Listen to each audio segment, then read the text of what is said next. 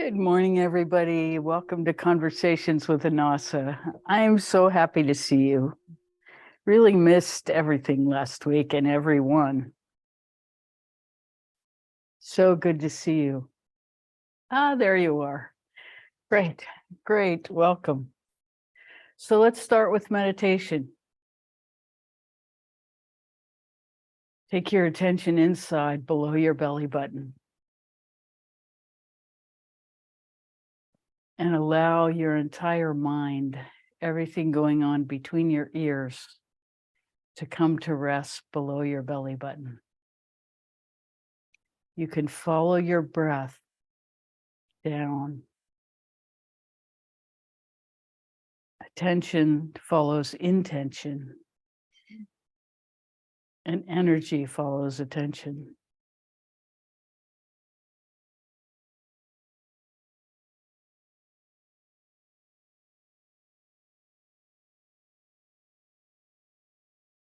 So hold your attention in this space. In Chinese medicine, they call it the lower dantian.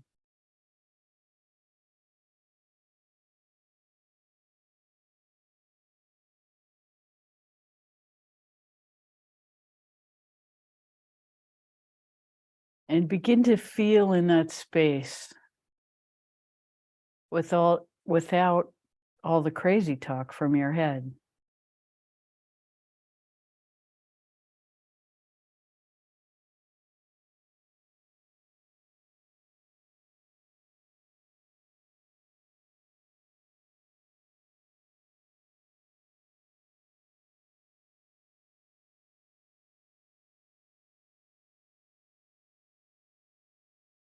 Allow yourself to get really quiet.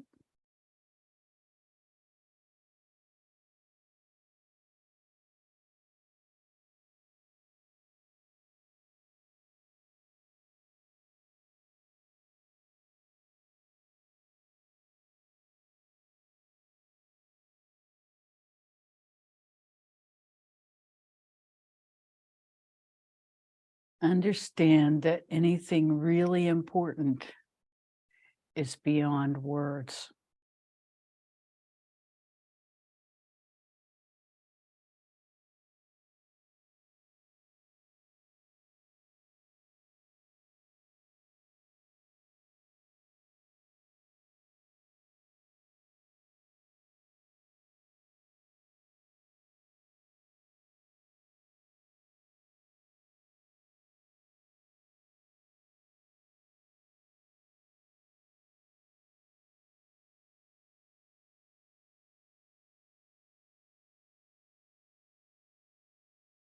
So let go of all the words.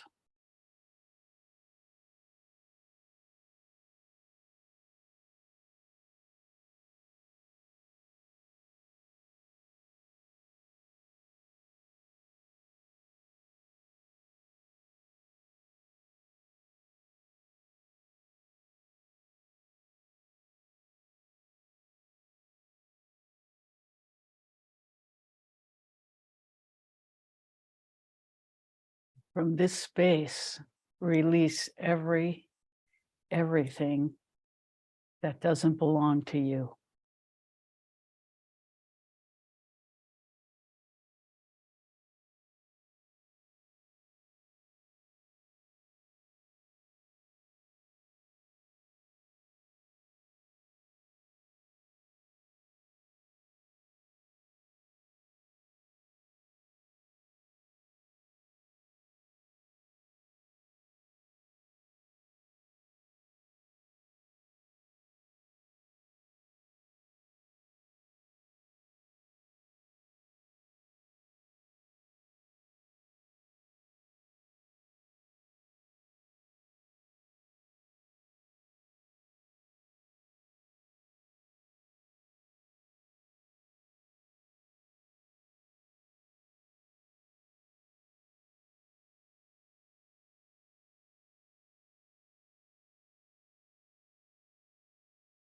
When you're ready, allow your attention to drift up to your heart.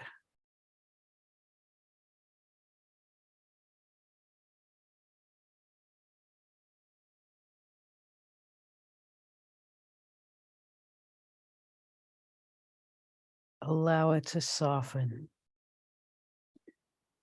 no matter how much it hurts.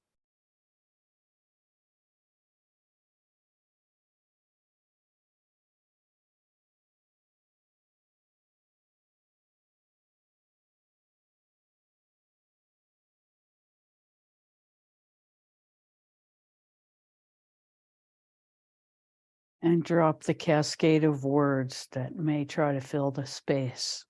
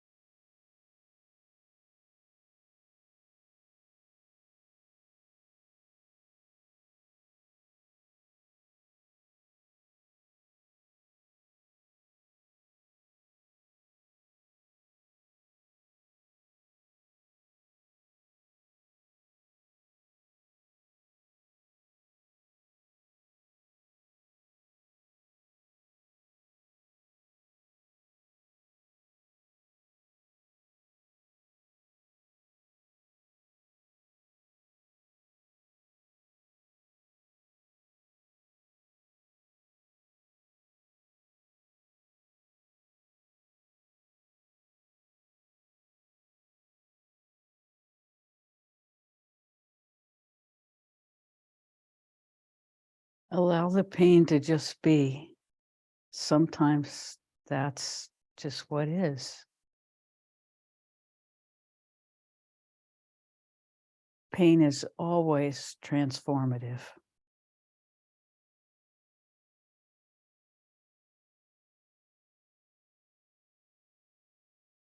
And it's the nature of life that if we allow it, the pain will always make us into a bigger person.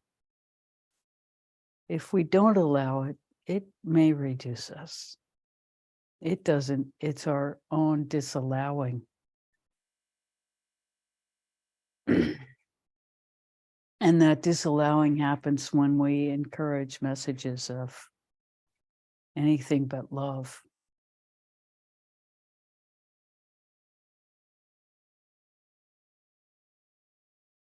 Understand that every thought is an energetic message to the outside world.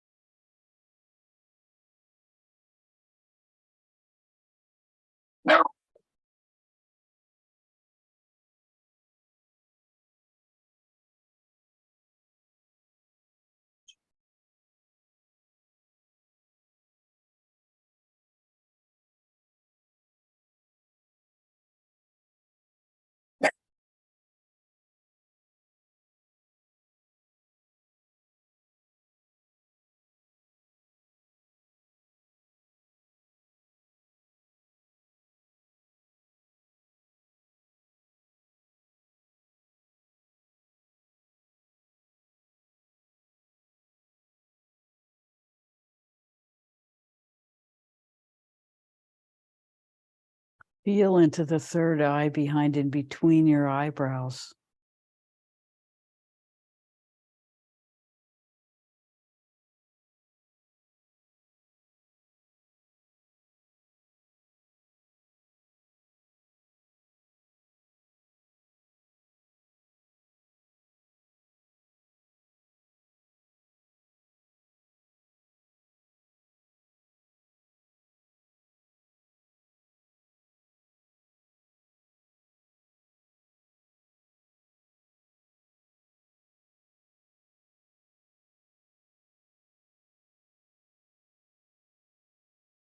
And now take your attention above your head.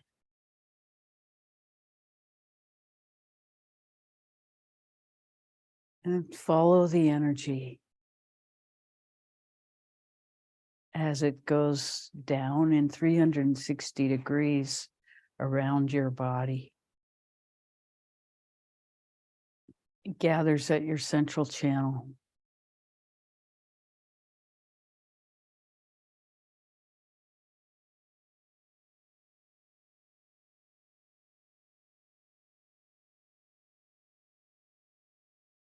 Allow yourself to participate in that flow.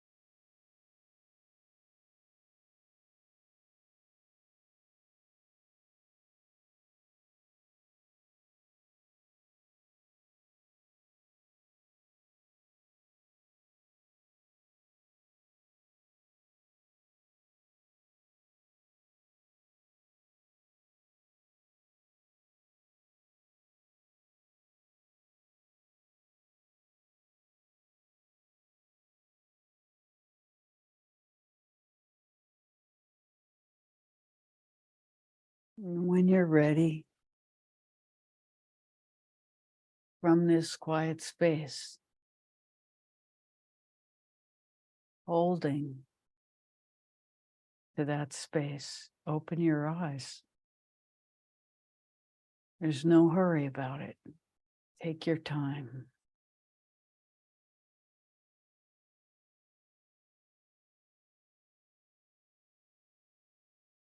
And see if you can stay in the quiet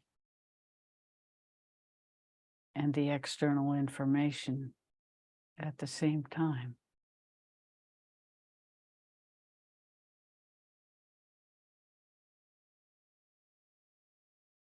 Hmm.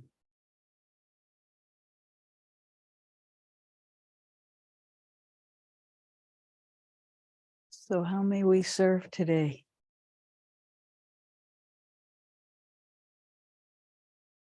What's up?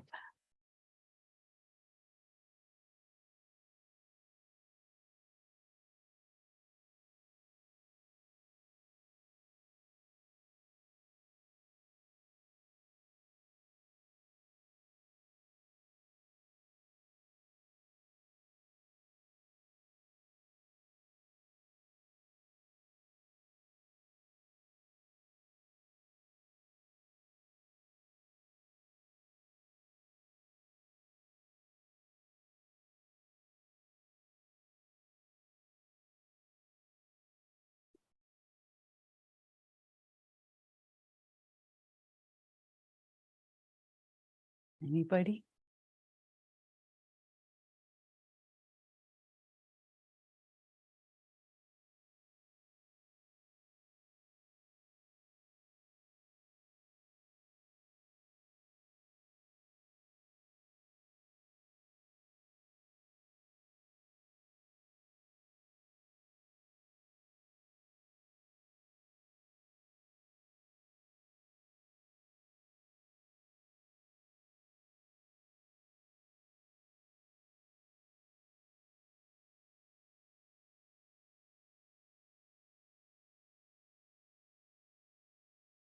So we'll say it's a tumultuous time for human beings.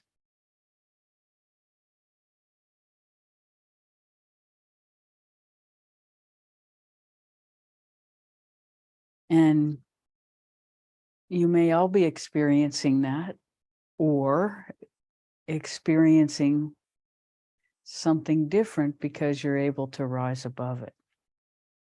And for most of us, it's a mixture of the two. Working to rise above it and succumbing to the forces of tumult.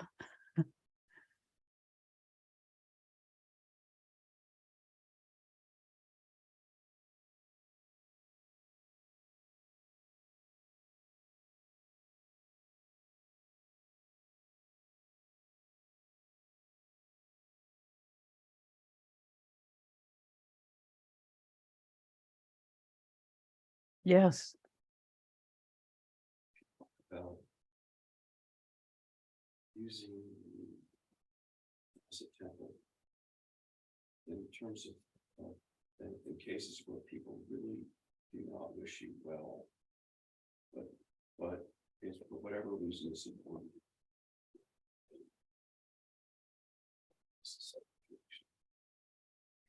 So the question is how to use the Anasa temple with people who you suspect are not wishing you well,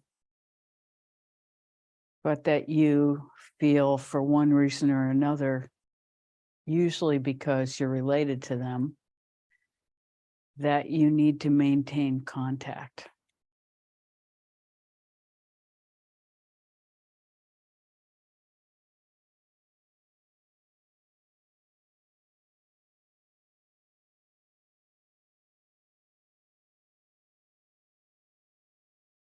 So before we address that question, we're going to give a practice that we've been doing lately quite a bit that seems to address this question as well and is worth doing because it will save us ultimately as we master it.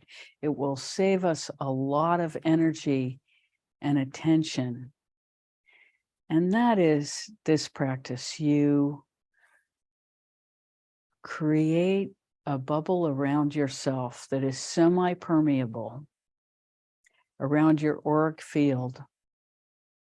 And this bubble is an energetic bubble that allows love to permeate. And on its surface is the power to transmute anything that is not love into love and return it to the sender.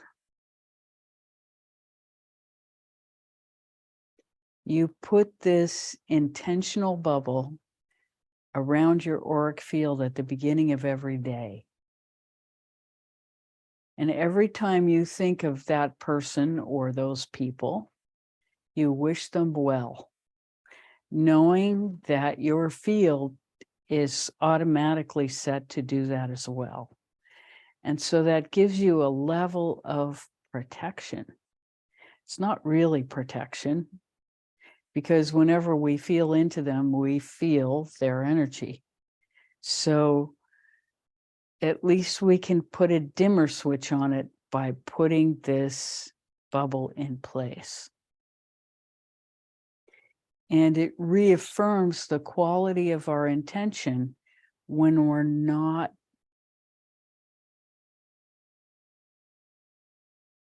concentrating on the waterfall of negativity that we experience in our own field as we connect to them.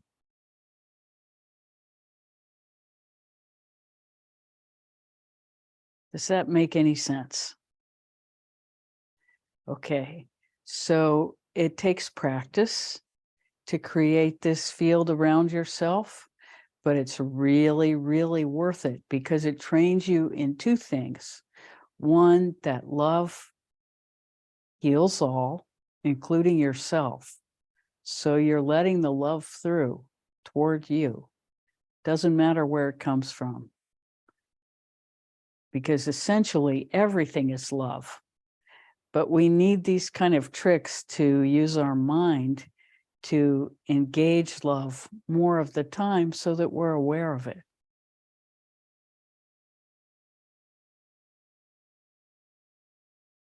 So you create this bubble, holding in the love around you, allowing more love in, and transmuting anything that's not love that comes toward you into love and sending it back exactly where it came from. And you put this on automatic. It's a shamanic technique. It works. It's worth investing the energy in creating it because it really works. and you can learn to trust it. And then you only engage those fields when you're up to it. And that you do in the Inasa Temple, which is also protected space. And the reason we use the Inasa Temple is very simple. We use the Inasa Temple, first of all, because it forces us to create our intention, what we're going to say before we go there. And it also creates a space where we are using our highest self to call in the highest self of the other. The mistake we make in relating to negativity most of the time is that we're doing it from our reactive self, not from our highest self. And so we're reacting to our bad feeling that we may rightly or wrongly be attributing to the other person.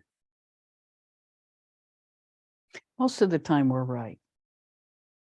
But it doesn't really matter, because as long as we require ourselves to be surrounded by and internally relating to love itself, then we can take ourselves into our highest self, go to the Inasa Temple, and speak to the highest self of the other.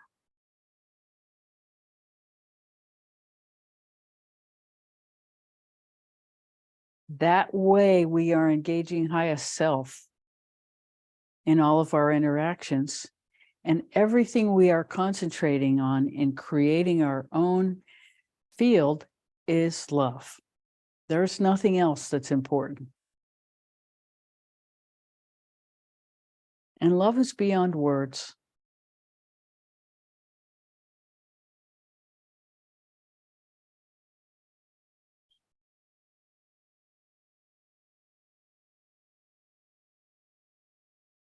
Does that answer the question?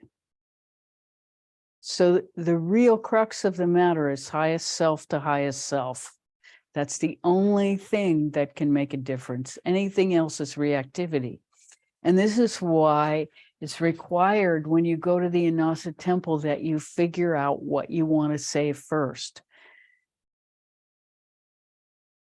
And we find it much more palatable to say, what would our highest self do, than what would Jesus do, or Buddha, or anything removed, because all of those things are saying, well, this other field could do it better. It's our highest self, and we're responsible to engage it. And that is the key to our own evolution, is learning to live from our highest self, requiring ourself to go there, be that, think of the solution that is unimaginable without becoming our highest self.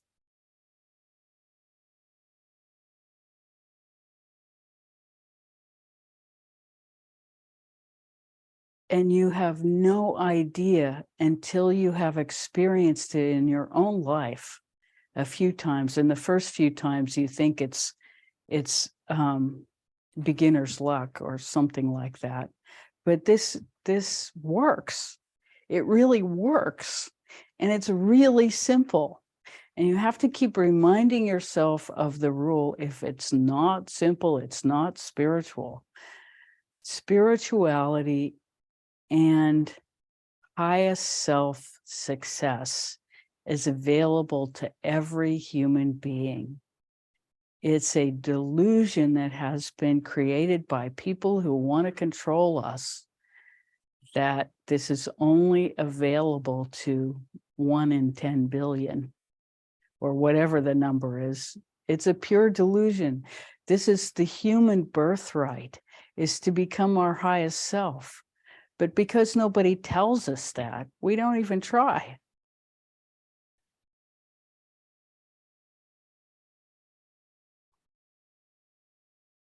And, you know, it's somehow part of the mass delusion that that capacity is not available. All of us are here because we know that there's something false about the mass delusion. We just don't know what it is. And this is it. It's really simple. Highest self. What could my highest self, what would my highest self say to this person if they could hear it? And this is what you focus on when you want to relate to somebody's highest self. You focus on what your highest self would say if you were that. And in cultivating that, you become that. Then you just go to the Inasa temple, you invite their highest self, you go with your highest self, with the message you have evolved from your highest self. You call in their highest self, they come and sit in a chair in front of you, and you deliver your message to their highest self. Then you allow them to leave. Once they have received the message, that's it. That's what you came to deliver. You allow them to leave. You walk away clear. You have done what you possibly can do. You've done the highest thing that you can come up with. And then you completely let go. You just let go of the outcome, because you don't have any control over that, and you're well aware of it because you've tried everything else, or you wouldn't be here looking for this solution. And you'll be amazed by what happens. We can guarantee it by now. Doesn't mean that any human being we interact with remembers all the time, but we're planting that seed. Imagine mastery of this practice. Your whole life will change. Not to mention all the other lives that your life touches.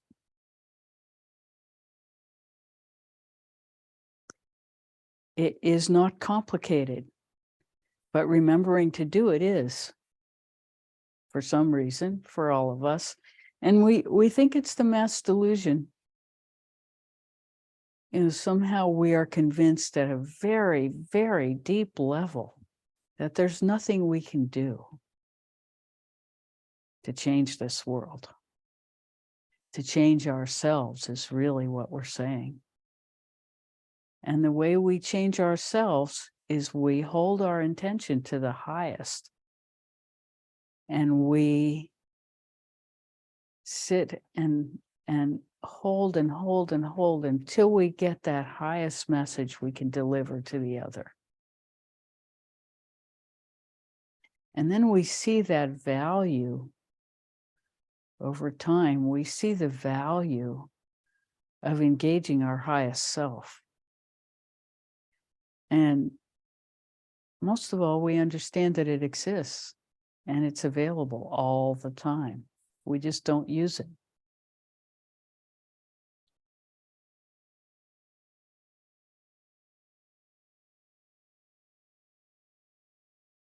And if you have the opportunity to speak to others in a public forum,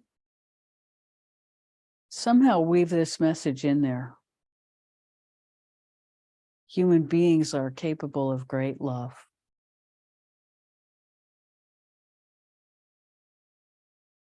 And spirituality is simple.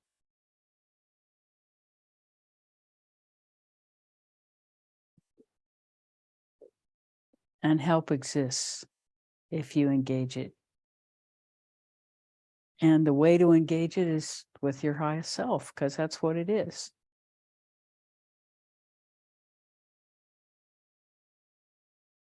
And the true access is beyond words, but it will come to us in words when we engage our highest self.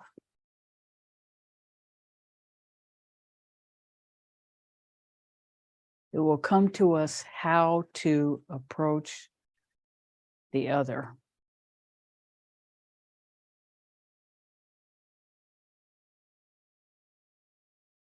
And the reason it will come to us is because that other exists in all of us and has come to us in this particular version, in this particular moment, for us to bring it to harmony within ourselves. And engaging our highest self is what does that. That's a little bit complicated. But not really. The key message is go to your highest self. Take the time to get the best message you could possibly deliver. Go to the Inasa temple, deliver it, and walk away without any attachment to outcome, because the quality of the outcome will be limited by your expectation. And love has no limitations. So that's why it's really important to let go of any idea of outcome. You have no idea. You may have just started a process in that other person that, will go on for decades and lead them to their highest self. But you don't even want to think that, because any thought that we have about it is a limitation. And usually it's a limitation that is created by our own limited experience.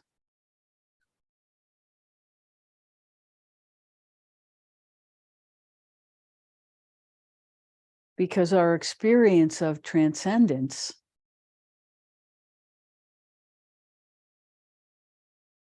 is limited by our experience of transcendence. We don't know what ultimate transcendence feels like.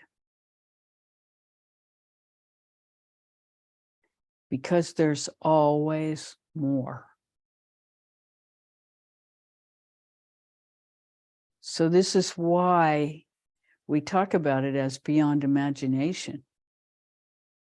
Because what we think of as transcendence is only what we've already experienced.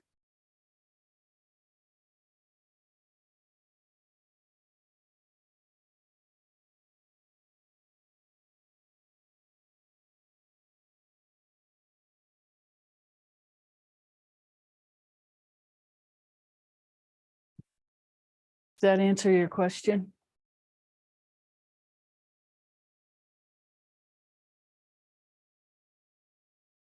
How may we serve further?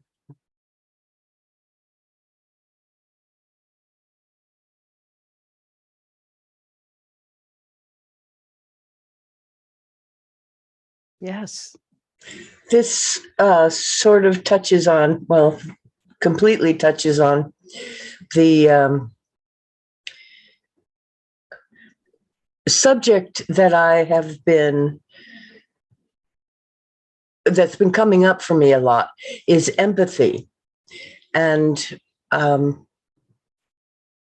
used to feel capable, or that it was part of who I am to be able to experience empathy for others. And I realized that my ability to feel empathy for those out of my sphere, farther out,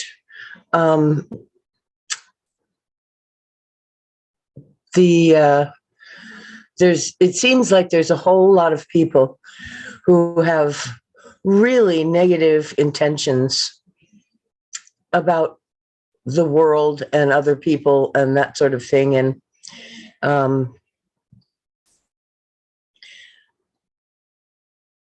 what you were saying just now about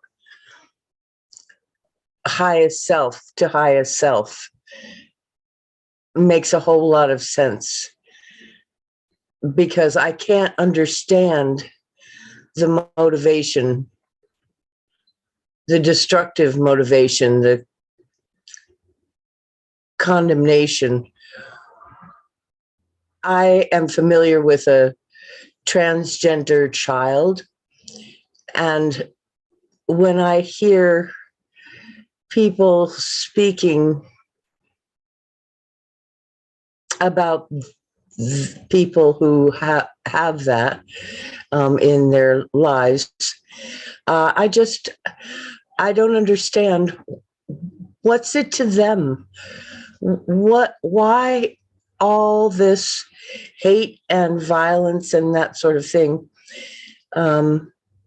Anyway, it's sort of confused right now. I haven't actually formulated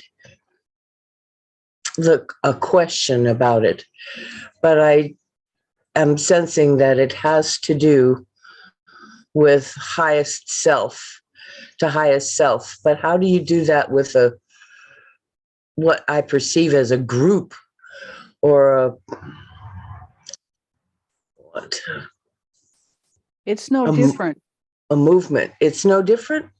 It's no different. You do the same thing. You take that entire group and you imagine what you would say to their highest self if you had the opportunity. And you take your time to really articulate it,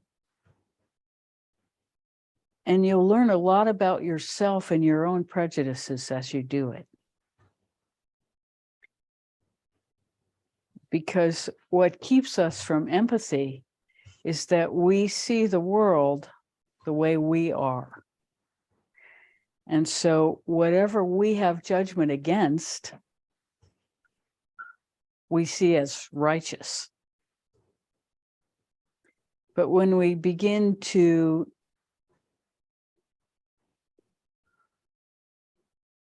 try to use our highest self to relate to a movement, we begin to understand that those people also see the world as they are and feel righteous about their beliefs.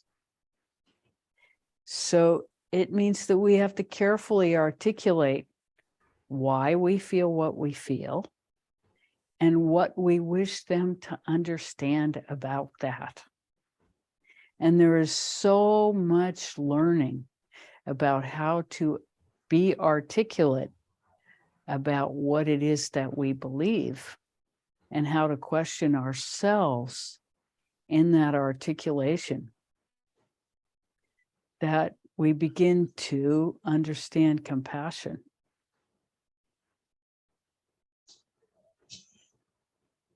And it's the compassion that's lacking.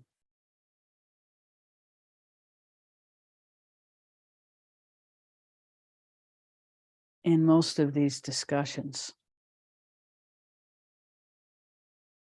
And you understand that people experience themselves as victims when they feel less than. And so they try to make everybody else feel less than.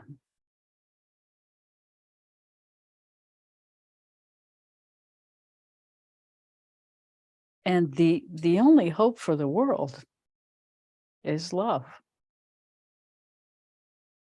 And each person in pursuit of transcendental experience, or no, we won't say transcendental, that's the wrong word, transcendent experience of joy.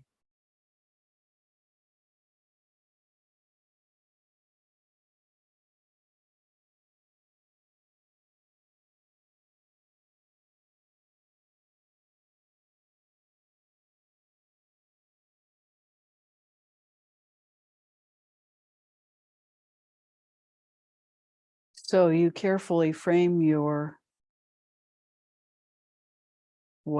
message, and then you go to the Inasa temple and you speak to everyone who lacks compassion for the group of people you want to engender compassion for. It's not just one group.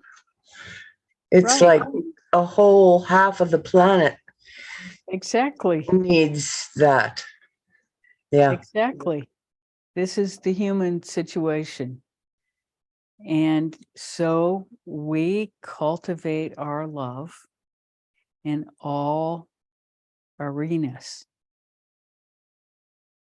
And we cultivate becoming our highest self in all arenas and cultivating the attitude that our highest self wishes to carry. And the only way to become aware of that is to engage it regularly.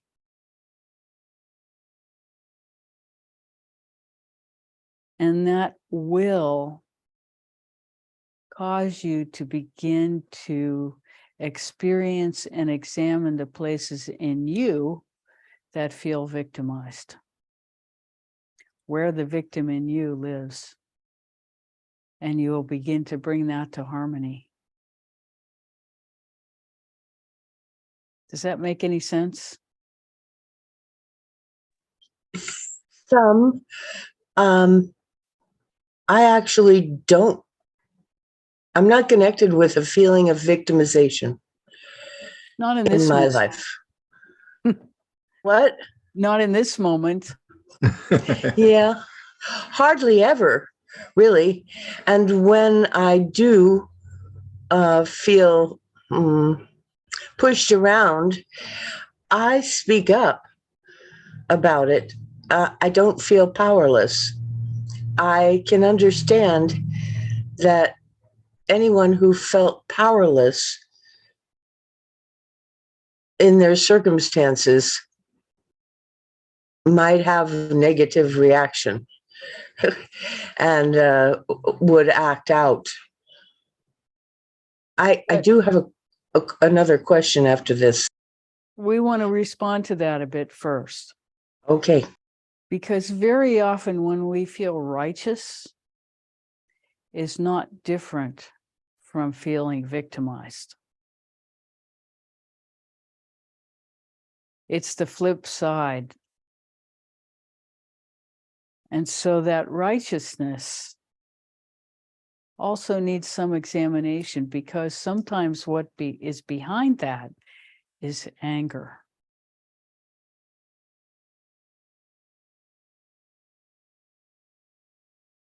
And that's what has the power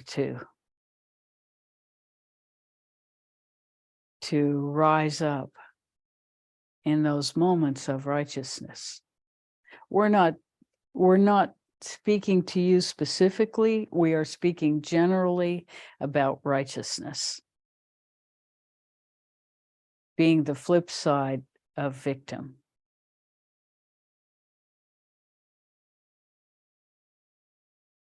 Mm, a long time ago, I was wrestling with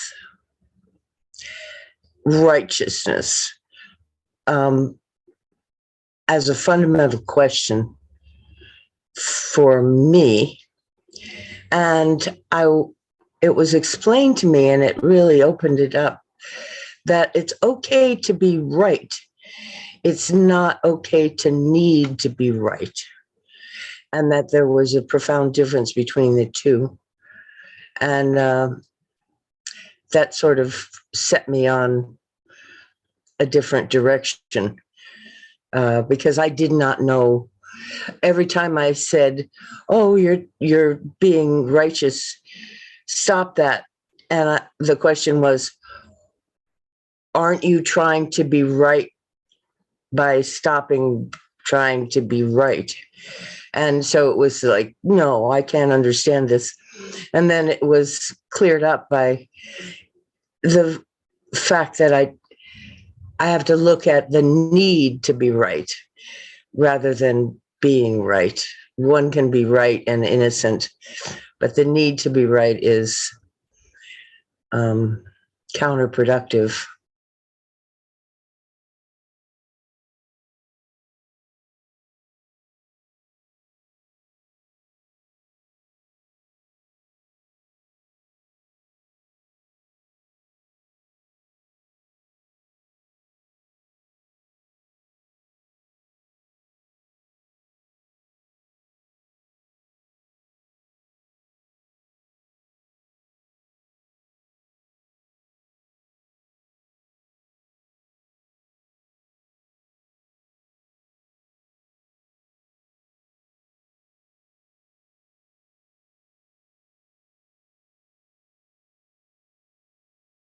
we're being quiet because we're recognizing that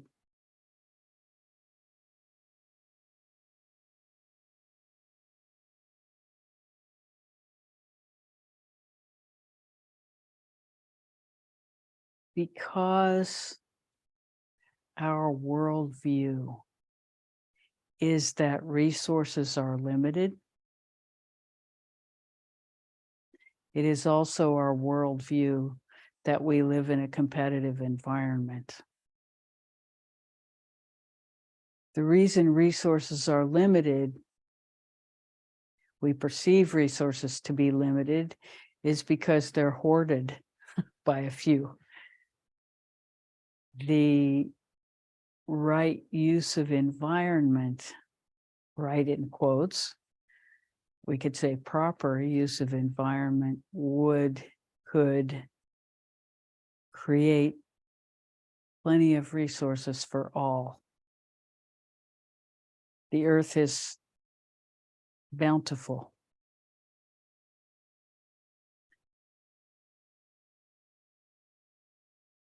So we are bringing that up because there is this feeling of the necessity of competition as a ground rule in pretty much every discussion about being alive on this planet at the moment. And so we were assessing where that fits into this conversation. And so we want you to know that there is plenty for everybody.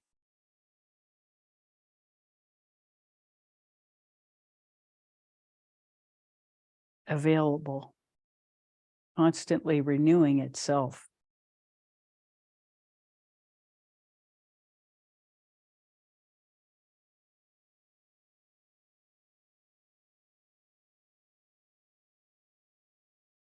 And it is our fundamental belief in scarcity that creates scarcity.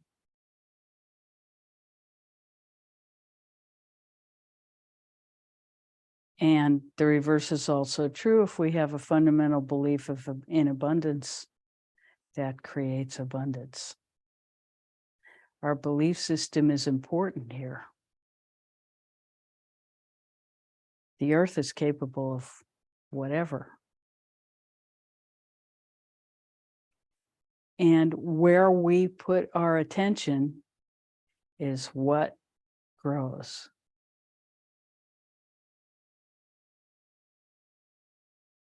So if we are constantly embracing scarcity, then we are constantly embracing scarcity.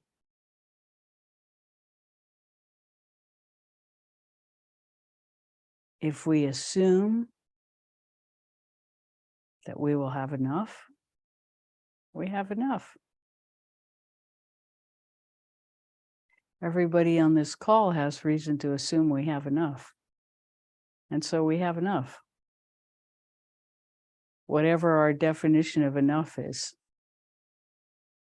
And it gives us the room to have these other conversations.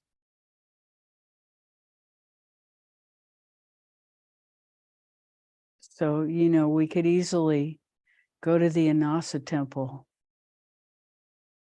and make prayers of abundance for all.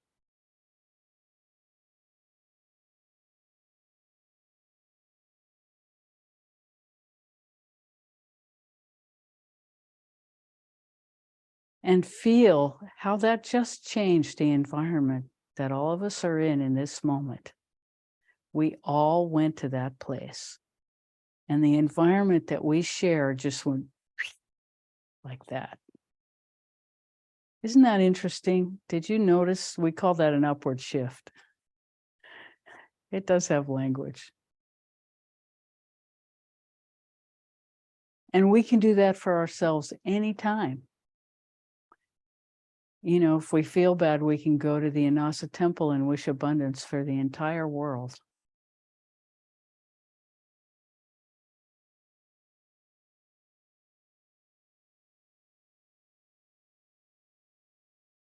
And that affects us.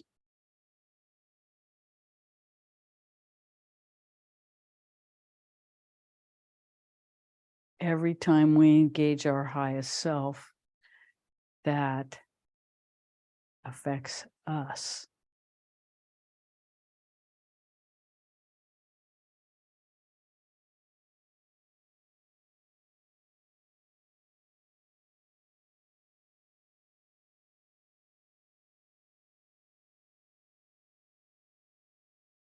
Oh, it's been such a low pressure zone, and finally it started raining.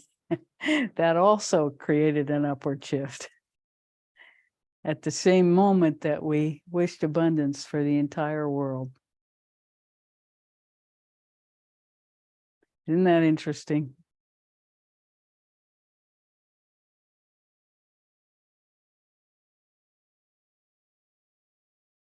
We can breathe again.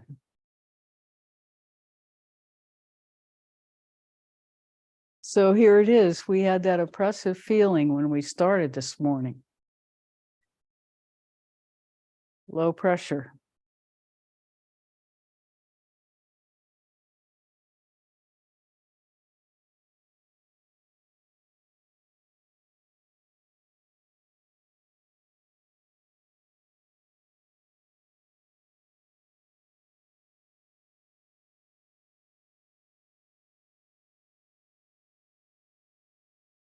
What else?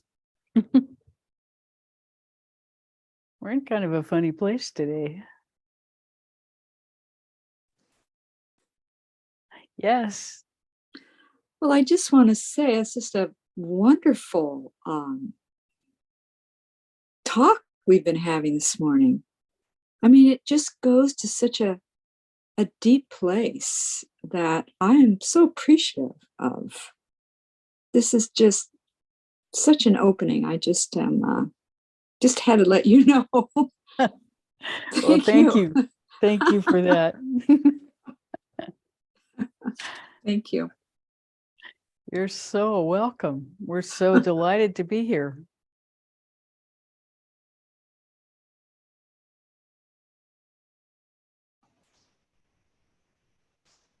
Good morning.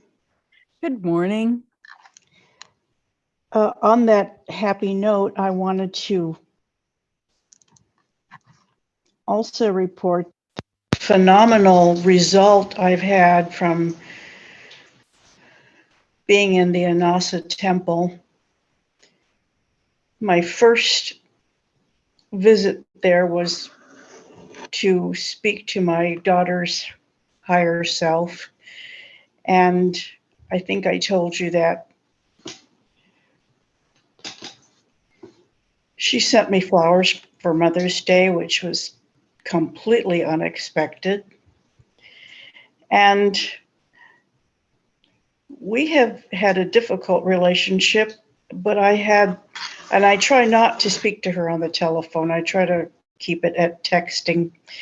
But I had occasion to speak to her the other day, and I noticed a marked difference in her energy. She felt so much more centered and calm and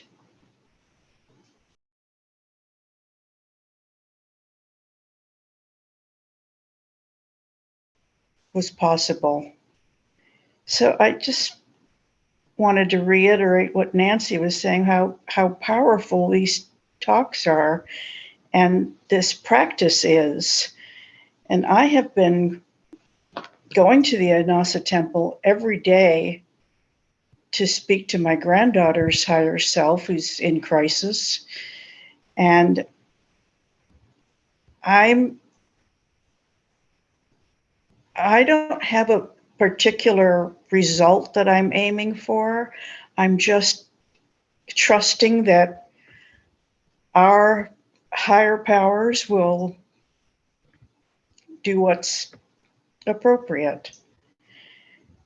Just as I didn't expect anything when I visited with about my daughter. I had no idea what the result would be, and it has just been miraculous. So who knows what the result will be with my granddaughter, but I'm not giving up, and I'm continuing daily to address her higher power. And I just appreciate this so much. And thank you. You are 1000% welcome. We're so grateful to hear your feedback, because we know that these issues are decades old. And so the gratitude for the shift that we're experiencing from you is just like overwhelming. So we want you to know that.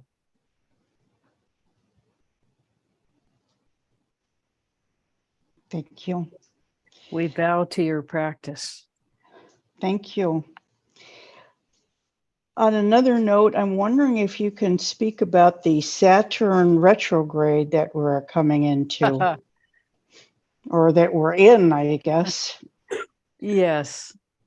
Well, Saturn is the planet of obstruction, sorrow, sadness, loss.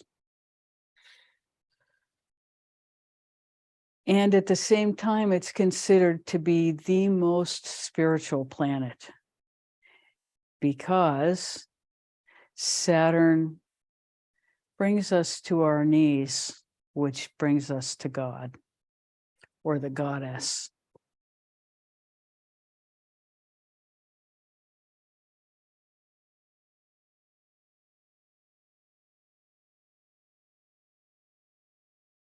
Saturn makes us aware of what's essential in life. And for a person doing spiritual practice, when Saturn appears, they suddenly feel motivated to do spiritual practice a lot.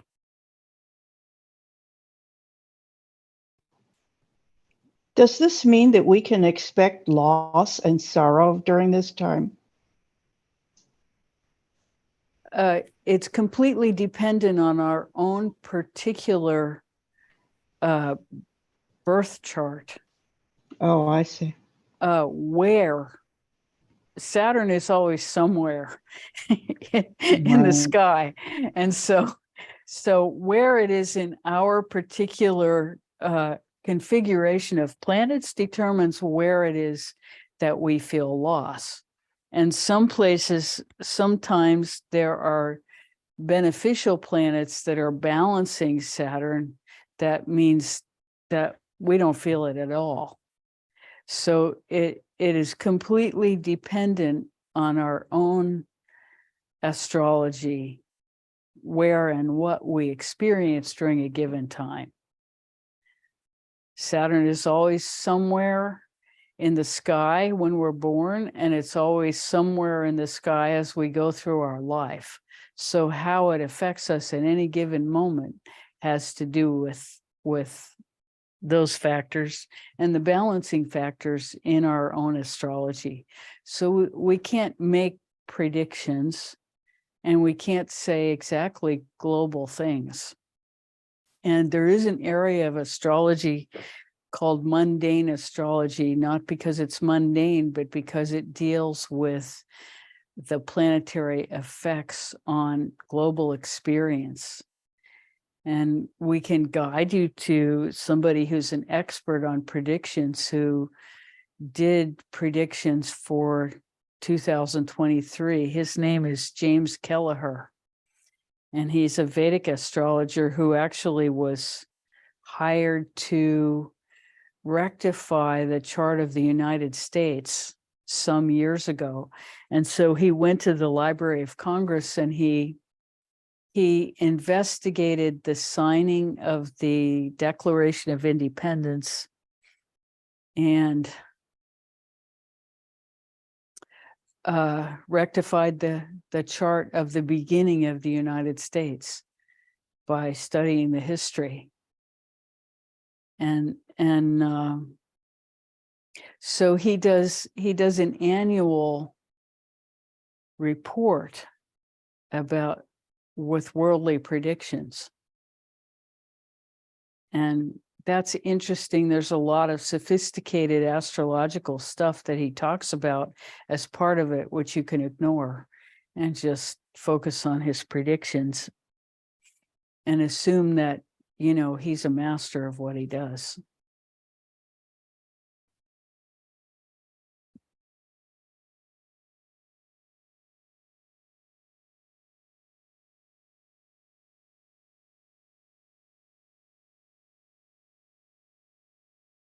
So, you know, if you want to see what it's like from a world, you know, a total world perspective, he's who I'd recommend to follow.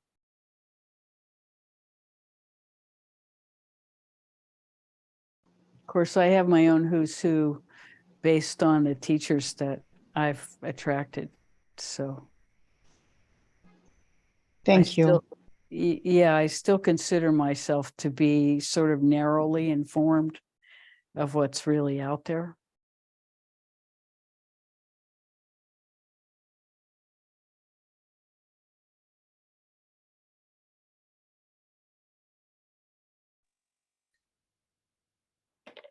Yes. What's the spelling of Helliker? Oh, His that's a last good name. question. Kelleher. Kelleher.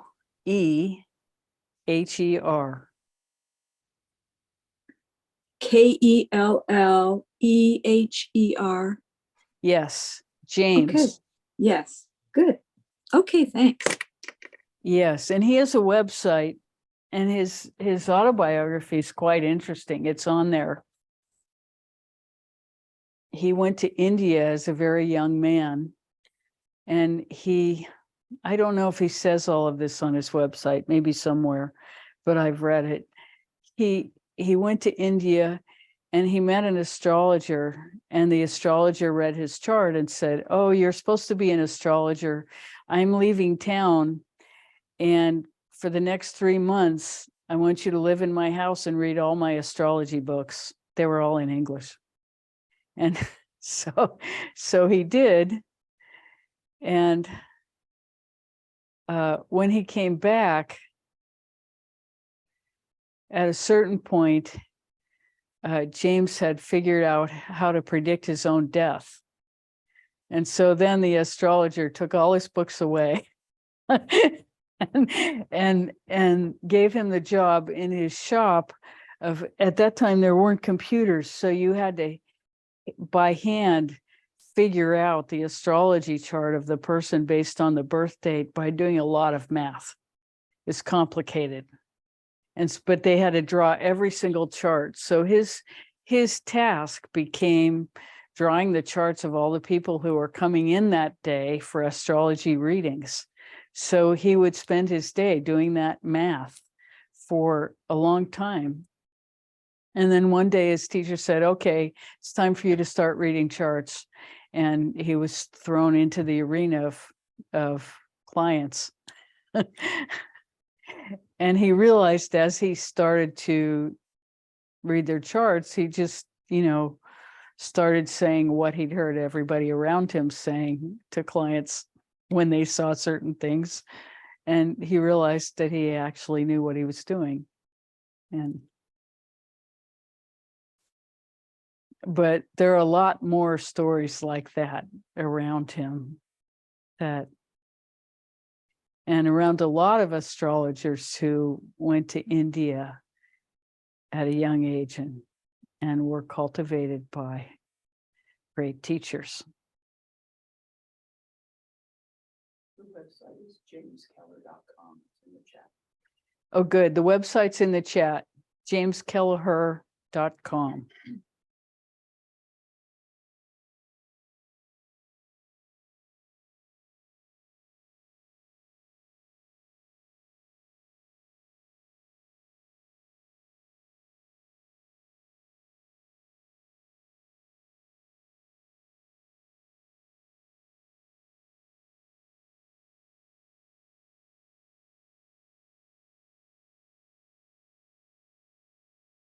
How may we serve further?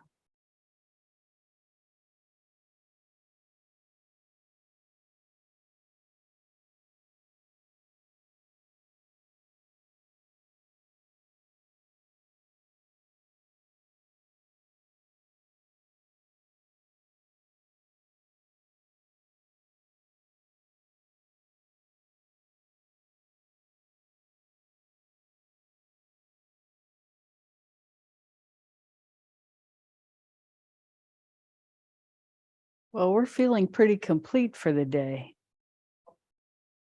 Yeah, you want to just go to meditation? Let's just go to meditation.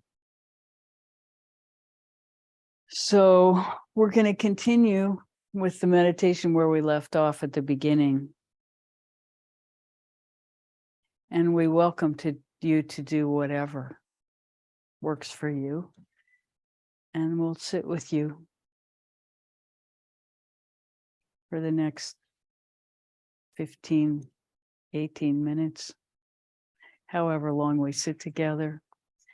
And we're just so completely grateful for the conversation you have evoked this morning. Thank you so much for being here. Mm.